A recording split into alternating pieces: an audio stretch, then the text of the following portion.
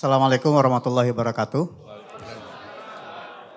Terima kasih kepada Pak Dubes. Perkenalkan, nama saya Marhadi, mahasiswa S3 dari Hungarian University of Agriculture, Life and Science dari Budapest, Hungaria. Jadi kami dari Budapest, Hungaria hadir sebanyak 15 orang karena untuk melepaskan rindu dengan Bapak Wakil Presiden dan Ibu. Jauh-jauh kami ke Slovakia untuk bertemu dengan Bapak. Terima kasih atas kesempatan yang diberikan. Saya sebelum mulai, saya ada pantun. Cakep. Dari Jakarta pergi ke Budapest. Singgah sebentar di Bratislava. Selamat datang kepada Bapak dan Ibu Wapres. Semoga enjoy selama di Eropa.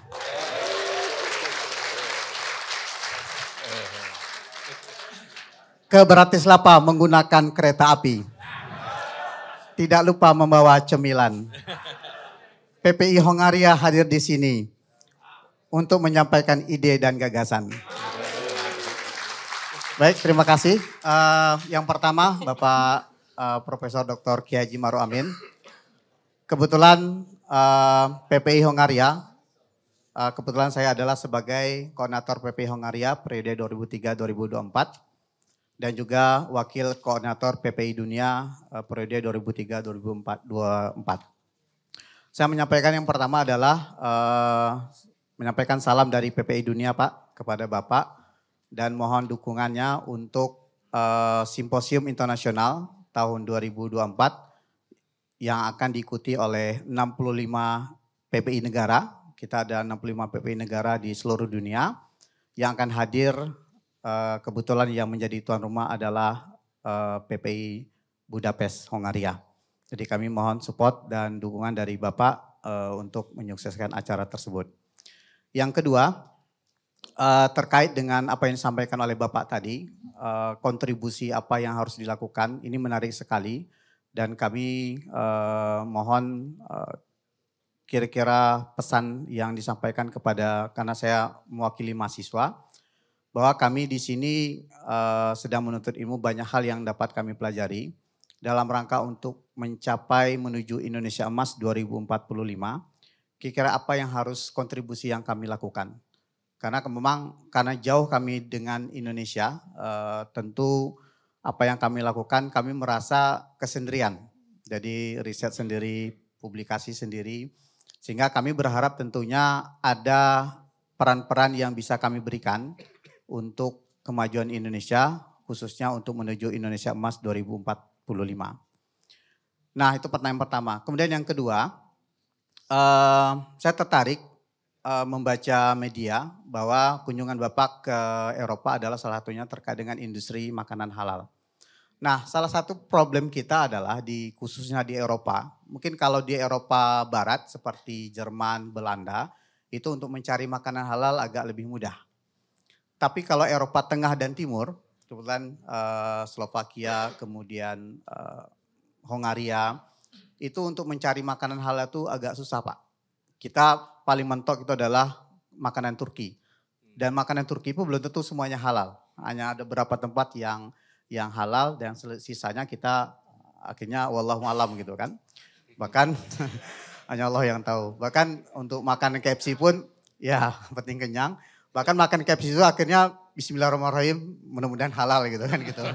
Karena kita nggak tahu penyembelihan dan sebagainya. Nah saya berpikir bahwa saya membayangkan misalnya negara Thailand atau Vietnam itu mereka cukup kuat untuk industri makanan Pak. Jadi mereka banyak, terutama kalau di Budapest itu banyak makanan-makanan pad thai dan sebagainya itu adalah dari Thailand. Mereka buka restoran. Saya membayangkan kenapa tidak Indonesia juga melakukan hal sama. Dengan jumlah penduduk populasi hampir 260 juta. Dan banyak juga di Eropa. Di Budapest itu jumlah penduduk kita Pak, jumlah warga Indonesia yang di Budapest, itu berdasarkan data PPLN, itu pemilih itu sekitar 1.300 orang. Nah artinya ini potensi sebetulnya kalau kita bicara juga untuk mempromosikan wisata, memperkenalkan ini loh makanan Indonesia yang bisa dinikmati oleh warga Eropa. Karena kalau saya melihat makanan Thailand misalnya, kita juga nggak tahu ini Thailandnya dan rata-rata kalau kita kedatangan tamu dari Indonesia, kunjungan ke Budapest, yang kita bawa ke Thailand Pak, makanan Thailand. Padahal di situ sedia fork dan sebagainya gitu kan. Mudah-mudahan yang kita pesan adalah chicken atau seafood. Tapi masaknya tetap di wajan yang sama, yang di situ ada fork juga gitu kan. Akhirnya kita hanya berserah diri mudah-mudahan halal gitu. Artinya apa? Berarti kan ini ada di satu sisi adalah sebuah tantangan, tapi di sisi lain ada sebuah chance, ada kesempatan kita untuk memproduksi atau menjual makanan halal di Eropa Tengah dan Eropa Timur. Nah nanti kami mohon nanti kira-kira apa kebijakan yang dilakukan oleh pemerintah Indonesia, berhubung Pak Wapres juga banyak berinteraksi dengan terutama di saat di MUI, Majelis Ulama Indonesia dan Masyarakat Ekonomi Syariah, itu seperti apa yang dilakukan oleh pemerintah Indonesia terhadap industri makanan halal di Eropa. Mungkin itu pertanyaan saya Pak, terima kasih atas waktu dan kesempatannya. Billahi taufiq wal hidayah. Assalamualaikum warahmatullahi wabarakatuh. Terima kasih Pak. Assalamualaikum warahmatullahi wabarakatuh. Pertama, terima kasih atas pantunnya. Saya senang sekali di Slovakia dapat pantun.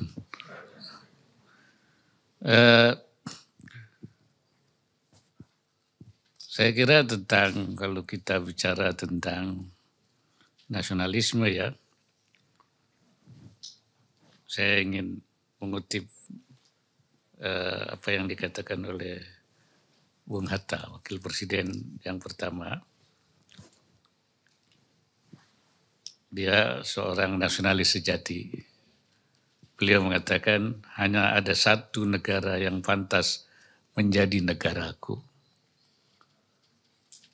Dia tumbuh dengan perbuatan dan perbuatan itu adalah perbuatanku. Jadi kita bagaimana berpikir untuk bangsa dan negara. Kalimat ini merupakan inspirasi bagi kita semua untuk berkontribusi kepada masyarakat, bangsa dan negara dengan perbuatan atau dengan pekerjaan yang jelas.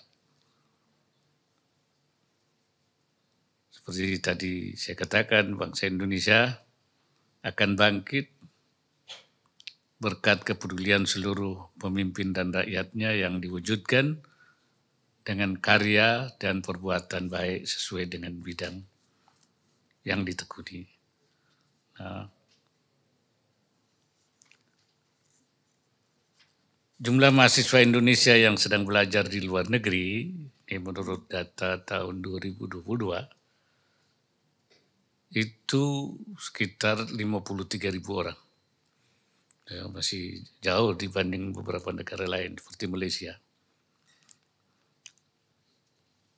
Oleh karena itu, seperti saya katakan tadi, belajarlah dengan tekun, raih prestasi, gunakan ilmu dan pengalaman yang telah didapat untuk membangun negeri. Ya, habiskan semua ilmu yang ada di sini. Di Hungaria sana, ya, jangan disisakan. Ya, telan semua. Ya. Itu saya kira itu yang mesti Anda lakukan untuk negara, kontribusi negara itu. Itu tentu kalau ada sekarang misalnya yang Anda dapat berbagai inovasi-inovasi bisa disampaikan kepada Indonesia melalui berbagai saluran. Nah, sekarang mudah untuk menyampaikan informasi itu. Sebab inovasi itu saya kira sesuatu keharusan. Tanpa inovasi itu kita tidak bisa maju. Dan itu bisa kita dapat dari berbagai belahan dunia ini. Ya. Kita tidak boleh hanya mengandalkan sumber daya alam kita. Sebab sumber daya alam itu tidak akan bisa membuat kemajuan. Ya, tapi inovasi itu yang akan membuat kemajuan. Untuk produk bisnis halal atau halal, itu sekarang dunia sedang mengembangkan ya bisnis halal ini. Bukan hanya di negara-negara yang banyak mayoritas Muslim, tapi di negara-negara minoritas Muslim seperti Brazil, ya bahkan di Cina, di Jepang, di semua itu memang sudah ada produk-produk halal itu. Ya. Bahkan mereka di Cina itu ada sesuatu lembaga yang mengelola produk halal, walaupun dia kemudian memperoleh sertifikat halalnya dari Indonesia. Ya, ada lembaga namanya Al-Amin. Dan saya berkunjung ke Cina kemarin, saya bertemu dengan banyak pengusaha Cina, ya, puluhan pengusaha yang ingin berinvestasi di industri halal di Indonesia. Ada di perikanan, ada juga di makanan, ada di kosmetik dan lain-lain. Ini saya kira di Eropa juga seperti itu ya.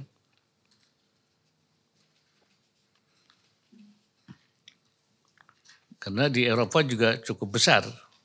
Saya pernah ke Belanda, saya pernah ke Perancis, ya itu. Ya, kenapa misalnya di sini tidak ada? Nah, ini satu pertanyaan, tapi juga satu tantangan. Ya. Saya kemarin di Yunani, kebetulan waktu saya bertemu dengan Menteri Luar Negerinya itu ada dubes Yunani di Indonesia. Dia bilang, itu rendang itu enak sekali katanya. Saya tanya, apa orang-orang Yunani suka sekali sama rendang? Suka sekali. Ya.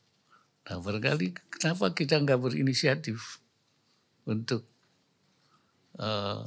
membuka restoran Padang misalnya, yang di situ ada rendangnya, restoran halal, atau yang lain-lain. Ya, memang tadi saya bertemu dengan komunitas apa namanya? Islamic Foundation. Tadi itu. Juga kita bicara tentang soal-soal industri halal. Dan saya undang ke Indonesia dan kita juga memberi bimbingan sudah di Korea itu, di Cina ya, kita berikan bimbingan, bahkan juga di Australia, semua itu. Bahkan standar-standar halal yang digunakan oleh di luar negeri itu dari kita Indonesia. Dari Indonesia. Dulu masih di Majelis Ulama Indonesia, tapi sekarang ini sudah ada namanya itu Badan Jaminan Produk Halal yang langsung diambil alih oleh pemerintah dan melakukan kerjasama dengan berbagai lembaga-lembaga sertifikat halal di seluruh dunia. Mungkin kita harapkan seperti lembaga tadi itu nanti bisa kerjasama dengan badan ini untuk membuat mensertifikasi ya, produk halal atau restoran-restoran halal di Slovakia atau di Rumania atau di Hungaria. Memang saya pikir ini memang harus ada langkah-langkah. Saya akan dorong Badan Produk Halal Indonesia ini, jaminan produk halal untuk bekerja sama dengan foundation ya di negara Eropa Timur ini. Jadi sampai di Korea itu kita bikin namanya ini halal Korea. Namanya ini halal Korea. Di Cina itu Al-Amin namanya. Kebetulan saya namanya Amin. Saya bilang nggak ada hubungan dengan saya itu. Nggak ada hubungan keluarga, nggak ada hubungan usaha. Dia namanya siapa dengan saya. Dan dia bisa sudah mensertifikasi ribuan produk di Cina. Mungkin saya kira Indonesia Timur nanti akan ya, kita coba supaya ada, kalau di Eropa Barat sudah banyak ya, di Belanda, di Prancis, di Jerman, itu semua sudah ada. Dan kita memang punya pengalaman yang cukup panjang, sudah 30 tahun kita melakukan sertifikasi halal. Bahkan kita sekarang sudah mengembangkan pada industri halal dan sudah membuat keinginan besar untuk menjadikan Indonesia produsen halal terbesar di dunia tahun 2024 itu.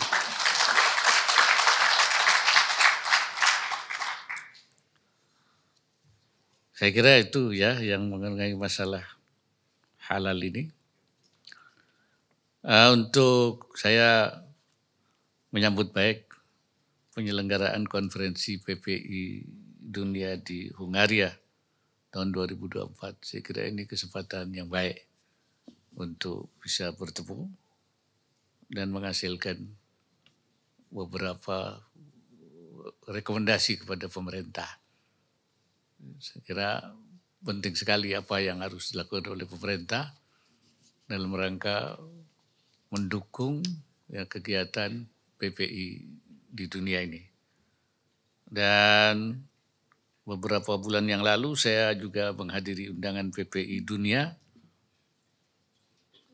di Jakarta ya, pada acara Sarasihan tahun alumni PPI dunia di Jakarta beberapa bulan yang lalu.